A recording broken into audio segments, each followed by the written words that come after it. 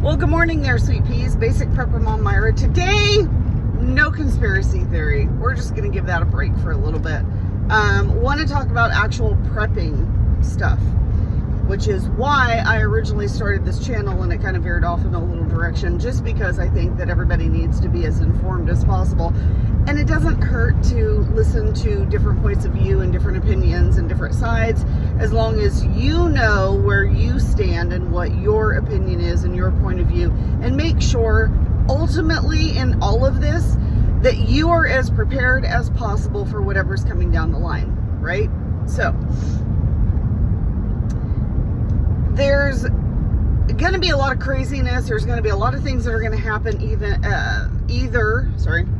up to the election or around the election or at the election or whatever. Doesn't matter who wins, doesn't matter what side. There's going to be chaos no matter what. Okay, that's kind of what everybody is predicting, and that's what I predict as well. No matter who wins, there's going to be some sort of not happiness, that's for sure. Will it be to the extent that we saw, the whole BLM riot thing? I don't know. Could it be worse? It could be. Depends, right? Move my camera a little bit here. But I want to talk about what you need to do. So what I would get in the mentality, and this is kind of where I'm at right now, I'm in the mentality of, if I can't leave my house, if I have to fortify and stay where I'm at in my current situation for at least 30 days, minimum 30 days, do I have enough food, water, medication, supplies to get me through those 30 days? Right now, absolutely yes. Yes. Now, having said that, do I have enough water stores to get us through 30 days if our water goes out? So right now we're on county, city, whatever. We're on public utility, public water, right? Turn on our faucet, the water comes out. Do I have enough water stored up for myself, my animals, whatever I need for 30 days if our water is shut off, turned off, can't use it, it's poisoned, it's affected, whatever? Right now, absolutely not. No way. Do I have ways to filter water if I go gather it? Could I go gather it and then filter it? Yes, I could. Am I confident that I have enough filtration methods to filter that water and gather enough water for us and the animals? On the fence about that one, to be quite honest. And that's kind of where I want to be, is I want to be as honest as possible with everybody, because we are not perfect. No one is perfect. There's always going to be holes in your plan. It is what it is. But that's why we need to think about these worst case scenarios, or that's why we need to think about this stuff when things are still available, when you still have the opportunity to fix them, when you still have the opportunity to get the items that you need. Is you look at your holes, you look at your plan, and you go, okay, where are my weak spots? We're going to fix that right now. Okay? Nothing is going to be perfect. And typically, sorry, my nose is going to decide to run just randomly. And typically, if we were in a crap hit the fan scenario where things are going bad, there is going to be, and I'm going to be honest again and say that I will probably be the first one to freak out and to panic. And that's one of the biggest things that I have to work on, is to just, okay, yep, it's bad, we have to calm down.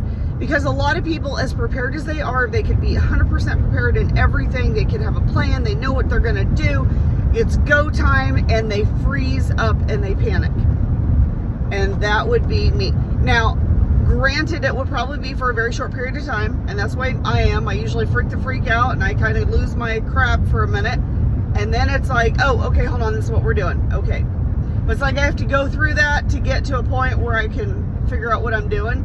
So I have to now get to a point where I'm not going through that, or when I go through my freak out phase, that it is very, very short-lived and I can move on quickly. So, because, and I've proven that time and time again, that when there's an emergency situation, I freak out. So I have to work on that. That's something I have to work on. That's probably my biggest thing I have to work on. However, water is another thing. But for right now, what I would say is make sure at all times that you have at least 30 days of food, water, and supplies to last you if you have to lock down and could not leave your house at all for 30 days. I am going to be working, we have another storm coming in, and and this is where I have dropped the ball on myself and my family. And this is just, my life got so crazy and busy that I just ran out of time. I have water storage barrels and containers.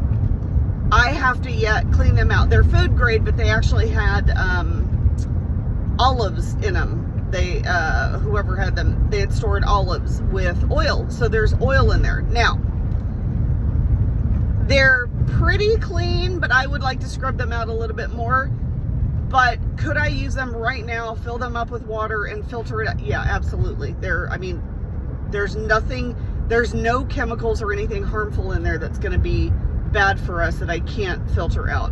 I know that. So I just have to get a little bit, for my sake, they have to be super clean, but you know, that's me.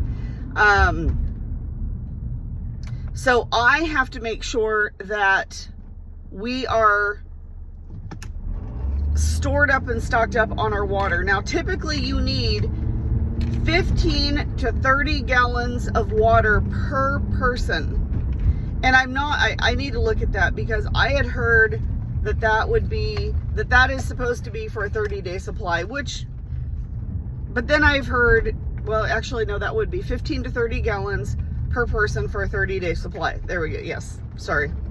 I had to think about it in my brain for a second. And that would be like the bare minimum. That's not including any animals or anything else. That's just what you would need to survive for that 30 days. The other thing that I would say is go ahead and stock up and store up on the basics.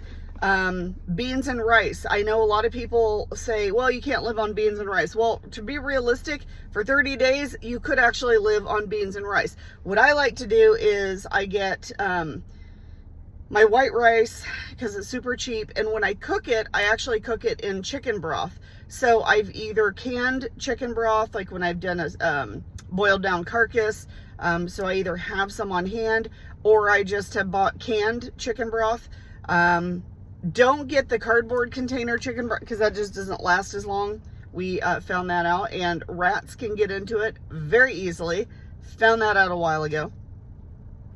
But get the canned chicken broth. You take that chicken broth and you actually add it to the white rice. Not a whole lot of nutrition, but it's a little bit more than just plain white rice with water. Plus it adds a lot of flavor. Stock up on your seasonings, because you can always season stuff to make it more palatable as well. I'm not too concerned with protein sources as far as meat sources with our house, because we do raise our own animals. And worst case scenario, we have stuff that we could trade with other people. So I'm not concerned with a meat protein source, so to speak, but it's the other stuff. So I think we're okay. But if you can stock up on beans and rice and some other protein sources out there, canned meat, would be another good one. I've talked about that in the past too. So canned chicken, in water, you know, there's always Spam and canned ham. Those have huge amounts of sodium in them. So be very careful with that. You can get the low sodium, but just be really careful with that. But if you do need a quick protein source, canned chicken, canned tuna, anything like that would be really, really good. So, that's all I have to talk about today. Just make sure that you're stocked up and you're stored up for a 30-day look.